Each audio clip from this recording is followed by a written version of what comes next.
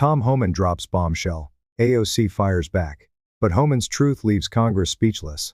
The echo of the gavel reverberated through the chambers of the U.S. HOUSE of Representatives. The air was thick with tension. Not a single sound from the audience could be heard, except for the muffled hum of the air conditioning. Everyone in the room knew this was no ordinary hearing. The stage was set for a confrontation that would shake the political landscape of America. Seated at the table, with the nameplate Mr. Thomas D. Homan in front of him. Tom Homan was an imposing figure, with decades of experience under his belt. His presence alone commanded respect. There was no need for a scowl, or to raise his voice. His years in the system had taught him the power of silence and stillness. He was ready, and everyone in the room knew it. Across from him, members of Congress shuffled through their papers, trying to appear calm. Some were lost in their thoughts. Others prepared for the questions that would soon come. They had heard of Homan before. He was the man who had overseen the nation's most controversial immigration policies. The one who had been at the center of the ICE debates for years. He had been in the spotlight, criticized, and praised. But today, it was different. He wasn't here to defend his record. He was here to expose the flaws of the system, the ones still plaguing the nation. Chairman Elijah Cummings, a man known for his composed demeanor, broke the silence. "Mr. Homan, you may begin your statement," he said. His voice was calm, but there was an unspoken weight in the room. The hearing had just begun, but everyone knew this moment would be pivotal. Tom Homan looked up, his gaze steady. "Thank you, Chairman," he said, his voice even and unshaken. "I appreciate the opportunity to speak today." His words were direct, cutting through the tension like a knife. There was no need for theatrics or grand speeches. He wasn't here to impress anyone. He was here to speak the truth, a truth that would soon unravel the carefully constructed narratives of immigration politics. He took a deep breath, knowing what was coming next. "I've spent 34 years enforcing immigration laws," Homan continued. "I started in 1984 as a Border Patrol agent, and I worked my way up through the ranks.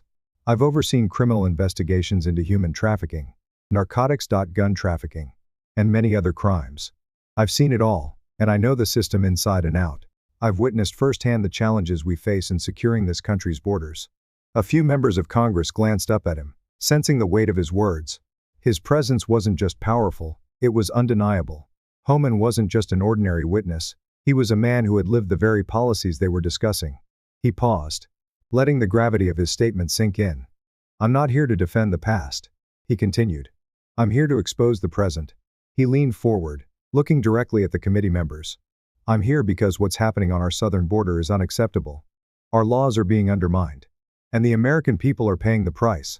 A quiet murmur spread through the room. The tension in the air was palpable. Tom Homan wasn't just speaking to the committee members, he was speaking to the nation. He knew this was his moment to make a difference, to shine a light on the problems that had been ignored for far too long. And then, as if to interrupt his flow, a disturbance occurred. A young woman, sitting toward the back of the room, stood up. She held a large placard that read "Abolish ICE" in bold red letters. Her presence was not loud, but it was undeniable. In a room so full of power, her small act of defiance carried weight. She didn't shout, but her words cut through the air like a sharp blade. "Kids are dying in cages," she said, her voice clear and composed. "Abolish ICE." The room fell silent. It wasn't just the shock of her words, it was the way she said them. There was no anger, no chaos, just a quiet, firm declaration. The cameras, which had been focused solely on Homan, now shifted to capture the scene. Members of Congress exchanged glances, unsure of how to respond. Some were uncomfortable, others were taken aback. But Homan, he didn't flinch. His expression remained unchanged. He had faced protests, accusations, and hostility before. This was just another moment in a long history of moments like this. Chairman Cummings, ever the professional, handled the situation with poise. He tapped his gavel lightly and addressed the room. "Forgive me, Mr. Homan," he said.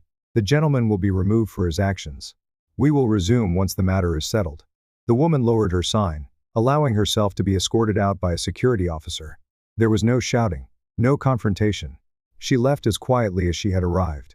But her message had been heard. It was a powerful moment, one that shifted the room's focus back to the man at the center of it all, Tom Homan. Homan didn't take his eyes off the committee members. He had been in this position before, facing adversaries from all sides. But today, he wasn't going to let anything stop him. His voice remained steady as he continued his statement. "Let's be clear," he said, his tone sharp. We are facing a crisis. A crisis created by political inaction and failure. And I'm not just talking about the border. I'm talking about the policies, the laws, the system that is broken. I'm talking about the people who are suffering because of it. And I'm talking about the children who are caught in the middle of it all. The room was silent. HOMAN'S words had struck a chord. For the first time, the committee members couldn't hide behind their talking points. They had to face the reality of the situation. HOMAN wasn't done yet. He had more to say, more truths to expose. And he knew that this hearing, this moment, was his chance to make sure the American people knew the truth. No matter what, the quiet lingered in the room, but the weight of Tom HOMAN'S words was undeniable. As he looked around the room, he could see the skepticism in the eyes of some members of Congress. There were those who had already made up their minds, those who believed that the system was fine as it was, and those who thought that any critique of ICE was an attack on the values they held dear. But HOMAN was not here to pander or sugarcoat the truth. He was here to expose the hard realities that too many in Washington were too willing to ignore. Let's talk about the truth, HOMAN continued, his voice steady, but cutting through the tension like a blade. The truth is, we have a broken system. We have laws that are being exploited. And we have policies that are failing the American people. Every day, people are being harmed by the lack of action. And you know who feels it the most? The children. The families. The very people we say we are trying to protect. His eyes scanned the room. You say you care about the children. You say you care about the families. But the truth is, many of you have been sitting here for years, refusing to act. You voted down bills, blocked funding, and allowed this crisis to get worse. The system is buckling under the pressure, and it's not the fault of the men and women who work on the front lines. It's the fault of this body right here, those who refuse to do the work that is needed. There was a pause, a long stretch of silence. As HOMAN'S words sank in, some of the committee members were clearly uncomfortable, shuffling in their seats, unsure of how to respond to this direct attack. HOMAN wasn't just speaking about policy. He was speaking about the human toll that came with political inaction. And for the first time, the committee could no longer ignore it. Chairman Elijah Cummings, who had remained calm and composed throughout the hearing, leaned forward into the microphone. Mr. HOMAN, we understand the difficulties faced by ICE, but these issues are not as simple as you make them seem. The system is complex, and we cannot ignore the humanitarian crisis at our borders. There are good people in ICE, yes, but we must also recognize that there are systemic issues that we, as legislators, must address. HOMAN didn't flinch. I agree. Chairman, there are systemic issues, and I've spent my entire career trying to fix them. But I will not stand here and let you paint ICE as the villain. ICE agents risk their lives every day. They face situations that none of you here can even imagine. They work in conditions that are often dangerous, underfunded, and overwhelmed, and yet, they continue to serve, to protect, to enforce the laws that you all created. The room was still, all eyes fixed on HOMAN. He was no longer just a witness, he was a man who had lived through the very issues they were debating. He knew the consequences of their actions and inactions, and he wasn't going to back down. And let me be clear, HOMAN continued, his voice hardening. This isn't about defending a perfect system. There's no such thing. But what I will not allow is for ICE to be used as a scapegoat for a broken system. The problems at the border, the overcrowded detention centers, the children in cages, those problems were created right here in this room. Those problems were created by Congress, by a lack of action, by a refusal to fund the necessary resources, and by a failure to pass meaningful immigration reform. A murmur rippled through the room. HOMAN wasn't just accusing them, he was laying the blame squarely at their feet, and they knew he was right. Every time we talk about these issues, it's the same thing, HOMAN said, his voice rising slightly, but never losing its control. We point fingers at the people doing the work, the ones who are trying to make the system function. But no one is holding the people responsible for creating the mess accountable. You sit here, in your comfortable offices, and you make decisions that impact the lives of millions of people. But you're not the ones on the front lines. You're not the ones who have to face the consequences of your decisions. He paused, his gaze sweeping across the room. The truth is, ICE is not the problem. The problem is the system you've built. The system you failed to fix. And now, we're paying the price for that failure. At that moment, the room felt heavier. The words were not just accusations, they were a challenge. HOMAN was demanding that Congress face the consequences of its own inaction. And for the first time in this hearing, there was no easy way out. No one could hide behind political rhetoric or party lines. The facts were laid bare for all to see. Chairman Cummings shifted in his seat, clearly taking in HOMAN'S words. "Mr. HOMAN," he said slowly, "we understand the challenges you've faced, but we cannot ignore the humanitarian crisis at our borders. Families are being separated, children are suffering, and we have to ask ourselves if this is the America we want to be." HOMAN'S eyes narrowed. "The real question is, why are we still talking about this? Why are we still allowing the system to fail? Why are we still arguing about this, when people are suffering, when children are dying, when families are being torn apart?" He leaned forward, his voice low but forceful. "You want to talk about compassion? I'll tell you what compassion is. Compassion is seeing a 2-year-old child left in the desert, dehydrated, and doing everything you can to save them. Compassion is seeing an agent who hasn't slept in 48 hours, still working tirelessly because they know there's a life on the line. Compassion is not about empty words or political games. It's about action. It's about doing the right thing, even when it's hard. And right now, we're not doing the right thing." The room went silent again. This time, it wasn't just the weight of his words, it was the sheer force of truth behind them. HOMAN had taken them to a place where they could no longer ignore the reality of the situation. "I've been to the border," HOMAN continued, his voice quieter now, but still carrying the same weight. "I've seen the conditions. I've seen the children, the families. I've seen the agents who are working as hard as they can, doing their best with what they've got. And I've seen the broken system that's making it worse." He paused again, his eyes locking with those of the committee members. "I'm not asking for sympathy. I'm asking for action. I'm asking for you to do your job. Fix the system. Fund the resources. Pass the laws that will make a real difference. Because if you don't, we will continue to see this crisis grow, and we will continue to see innocent people suffer." The room was still, the silence hanging in the air like a heavy fog. For the first time, it wasn't just a political debate, it was a moral one. And the weight of that morality was pressing down on everyone in the room. As the weight of Tom HOMAN'S words settled over the room, the tension was almost palpable. For the first time in this hearing, the members of Congress couldn't hide behind their usual rhetoric. They were forced to confront not just the policies, but the human consequences of their inaction. HOMAN had spoken with an undeniable authority, and no one could ignore the depth of his experience. HOMAN'S eyes swept the room, settling on the faces of the lawmakers, who had spent years debating immigration reform. "It's easy to sit in your offices and make decisions that sound good on paper," he said, his voice steady. "But when you see the faces of the people affected by those decisions, it's a different story. I've seen it. I've lived it. And let me tell you, it's not just about laws or budgets. It's about lives. It's about the families, the children who are stuck in the middle of a system that doesn't care." The quiet hum of the air conditioning seemed to be the only sound in the room, as HOMAN continued. "And while you sit here, debating and posturing, those children are still there. They're still waiting, still suffering. And the system that was supposed to protect them, well, it's failing them." Chairman Cummings, who had been listening intently, nodded slowly, but his next words were measured. "Mr. HOMAN, you speak of the human cost of immigration policy, and we hear you. But there are those who argue that ICE, while essential in enforcement, is contributing to the very crisis you describe. These detention centers, these conditions, are they really the solution?" HOMAN didn't hesitate. "I don't want to sugarcoat it. The conditions are bad, but it's not ICE's fault. It's the fault of a broken system, a system that's been ignored and neglected for decades. ICE agents are doing the best they can with the resources they have. They are working under impossible circumstances, with limited support, and yet, they still go out there every day, doing their jobs with dignity. That's the real story." His words hit hard, like an unyielding force. Some of the committee members shifted in their seats. They had heard the statistics. They had seen the reports, but hearing it from someone who had lived it, who had seen the worst of it, made it impossible to deny the human toll of their inaction. "Now," HOMAN continued, his gaze sweeping the room, "you want to talk about compassion. Compassion is not about writing nice bills. Compassion is about action.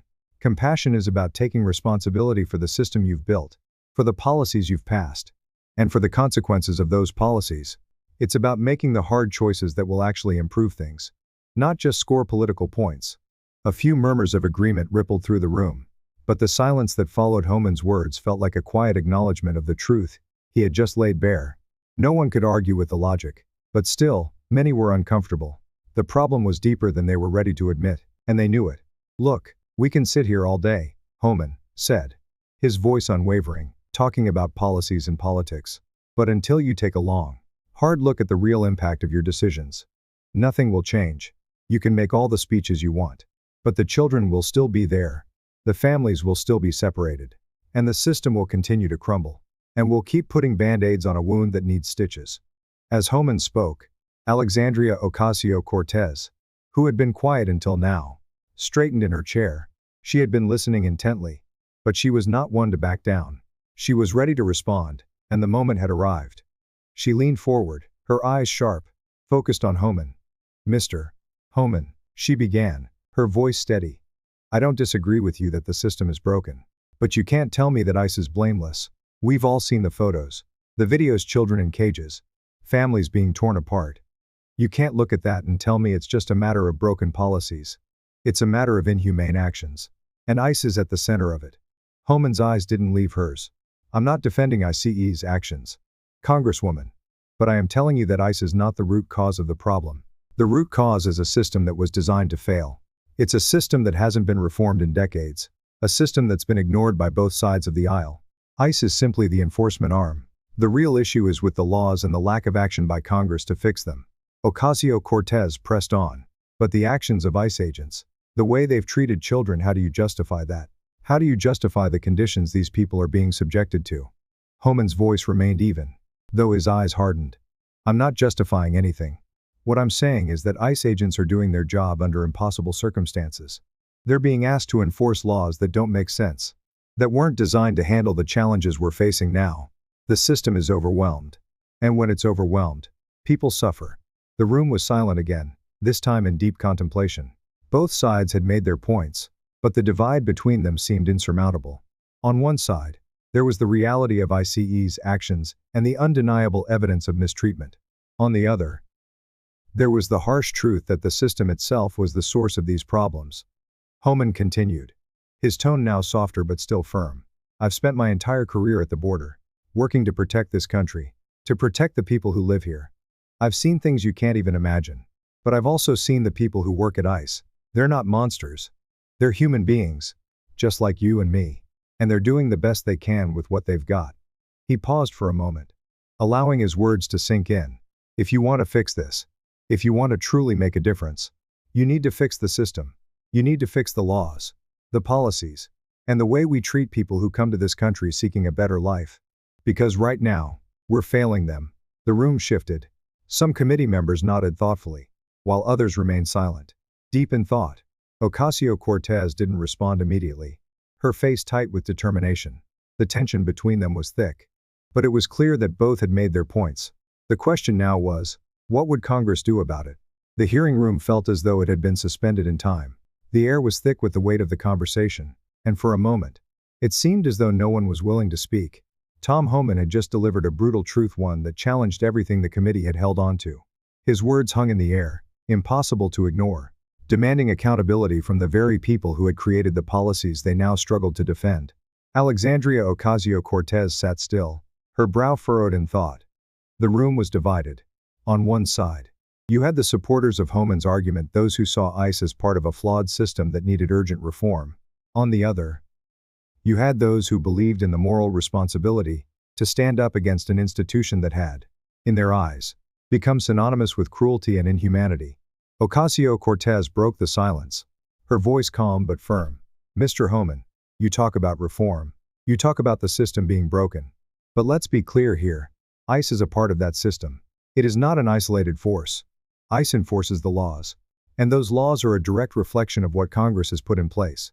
If we are going to talk about reform, we have to start by questioning the very institution that has been tasked with enforcing policies that harm the most vulnerable. HOMAN'S gaze never wavered. I'm not defending ICE, Congresswoman. I'm telling you that we need to stop scapegoating the people doing their jobs. The real question is why the laws exist the way they do. Why are we allowing these loopholes to persist? Why are we letting our system be manipulated by people who know how to exploit it? The tension in the room had reached a boiling point. HOMAN wasn't just defending ICE, he was demanding that Congress own up to its role in creating the crisis. And despite the sharp disagreements, his point was clear. The broken immigration system was not just a result of enforcement, but of a political system that had failed to fix the laws that governed it. Chairman Cummings, who had remained composed throughout the discussion, raised his hand, signaling for a moment of calm. He had the difficult task of maintaining order in what was quickly becoming a tense standoff. Mr.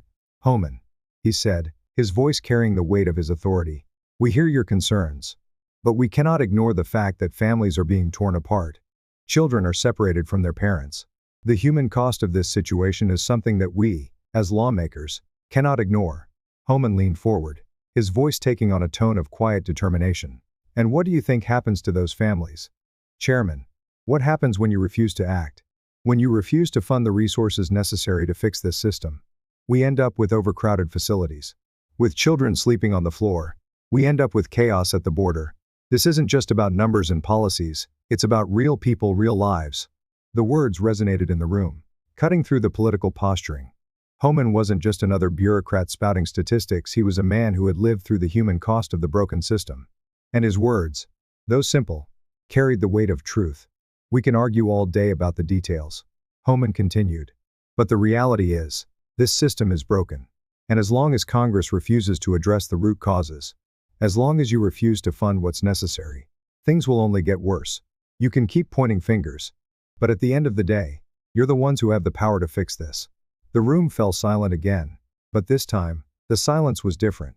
It wasn't one of avoidance or evasion. It was the kind of silence that happens when someone says something so stark, so undeniable, that it forces everyone in the room to confront their own complicity. Ocasio-Cortez looked at Homan, her gaze sharp but filled with understanding. You're right, she said quietly. The system is broken, but I still stand by my belief that ICE is a symptom of that brokenness. It may not be the sole cause, but it has been a significant part of the problem. Homan nodded slowly. I agree with you on that, Congresswoman. ICE is part of the system, but it's not the one who created the problems we're facing. The people sitting in this room, those who refuse to act, are the ones who created this mess. And until they take responsibility for that, nothing will change. There was a moment of pause. As the gravity of his words sank in, the reality of the situation had been laid bare. Both sides had their arguments, but the undeniable truth was that the immigration system was in dire need of reform, and it wasn't going to fix itself without the political will to make it happen. As the committee members absorbed Homan's statements, a slight shift occurred. It wasn't a dramatic change, but it was enough to be felt. The Republicans, who had largely supported Homan up until now, exchanged uncertain glances with the Democrats. There was a sense that the conversation had moved beyond partisan lines. The discussion was no longer about defending ICE or attacking it, it was about recognizing the failure of a system that no longer serves its intended purpose. Chairman Cummings cleared his throat and looked at Homan once more. Mr. Homan, I believe we all understand that there are deep issues with the immigration system. But you must understand, there are those who see ICE's actions as part of a larger issue, a lack of compassion, a lack of humanity in our approach to immigration. Homan's expression softened, but his voice remained firm. I understand that. Chairman, I'm not asking for blind loyalty to ICE, but I am asking for a fair discussion. We can talk about compassion, but we can't forget about security. We can't forget that borders matter. We need to find a balance, and right now, that balance is missing. The silence that followed was deafening, as if everyone in the room had come to the same realization that the debate was no longer about ICE or immigration enforcement. It was about the failure of the system as a whole, a failure that had left the country divided and vulnerable. For the first time in this hearing, the room seemed to agree on something. Reform was not just necessary, it was urgent. The question now was not whether change was needed, but whether those in power had the courage to face the consequences of their inaction. As Homan sat back, his posture relaxed. He knew this wasn't over. This hearing was just the beginning. The real work, the hard work, was still ahead. The room, which had been thick with tension for hours, grew quiet once more. Tom Homan sat still, his expression hardening, as the members of Congress grappled with the weight of his words. Despite their differences, a shared recognition was beginning to settle, and the truth was undeniable. This system, this broken immigration framework, was in desperate need of change. Chairman Cummings, who had steered the conversation thus far, leaned forward, his voice softer now but still carrying the gravitas of his office. Mr. Homan, you've made it clear that you believe ICE is not the root cause of this crisis. But you also acknowledge that its role in this system cannot be overlooked. At the heart of this issue is not just policy enforcement, but the very laws we've passed over the years. So, what do you suggest we do? Homan didn't hesitate. We need comprehensive reform.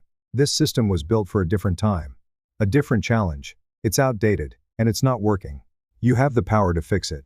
It starts with Congress taking responsibility, passing laws that address the root causes, not just the symptoms. A murmur rippled through the room, but no one spoke up immediately. HOMAN'S directness was difficult to counter. He wasn't blaming individuals, he was addressing the failure of the system as a whole. Ocasio-Cortez, who had been listening intently, leaned forward again. You speak of reform, but you also mention the lack of resources for ICE. Are you saying that ICE needs more funding to handle the current situation? HOMAN paused, then replied slowly. It's not just about more funding. It's about redirecting the resources we already have and allocating them where they are most needed. The focus needs to be on the long-term solution, not just short-term fixes. We need to focus on better systems for processing and treating migrants, and more focus on the root causes of immigration, such as the instability in the countries people are fleeing. The committee was silent. Some members nodded in agreement, while others scribbled furiously in their notes. HOMAN wasn't asking for blanket support of ICE or its policies, he was demanding a more rational, human-centered approach to immigration. Ocasio-Cortez shifted in her seat. And how do we handle the human cost while still enforcing the law? You want us to focus on the root causes, but how do we respond to the thousands who are already at our borders, desperate for help? HOMAN'S expression softened. We balance enforcement with humanity. We need to process people fairly and efficiently, and we need a system that provides dignity to those seeking refuge. But we also need to secure our borders, to keep out those who would do harm. It's not an either-or, it's a balance. The debate, which had been heated moments ago, had now turned quieter. There were no quick answers, no easy solutions. But for the first time, there seemed to be a collective acknowledgement of the complexity of the problem. I've been on the front lines, HOMAN continued. I've seen the desperation in people's eyes. I've seen families torn apart. But I've also seen agents working tirelessly to ensure safety. This is not just about politics, it's about real lives. As the hearing began to draw to a close, the committee members sat in deep thought. For the first time in this hearing, it wasn't just about making speeches. It was about finding a way forward, something that could bridge the divide between enforcement and compassion. HOMAN stood, his voice final and steady. If Congress won't act, this problem will continue to grow, and the burden will fall on the men and women who have to deal with the consequences. They are the ones who will continue to carry the weight of a broken system. The room was silent, no applause, no dramatic exit, just the quiet weight of a truth that had been said, but not fully accepted. Tom HOMAN had made his case, and now, it was up to the committee to decide if they were ready to act. As Tom HOMAN made his final statement, the room was filled with a heavy silence. He had laid everything on the line: his career, his experience, and his belief that the current immigration system was broken beyond repair. The committee members, once confident in their political posturing, now found themselves staring at the reality they had been avoiding for years. HOMAN stood, his shoulders relaxed but his gaze unwavering. This isn't about politics. It's about responsibility. It's about fixing a system that isn't working. And it's about protecting those who need it most, the people seeking refuge, and the men and women who work to keep this country safe. The tension in the room was palpable. No one moved, no one spoke. The silence stretched, filled with the weight of everything that had been said. For the first time, both sides of the debate seemed to understand that the path forward was uncertain. HOMAN paused, then turned to leave, his footsteps echoing through the chamber. The room remained still. There would be no resolution today, no immediate change. But for the first time, the committee had seen the true cost of their inaction.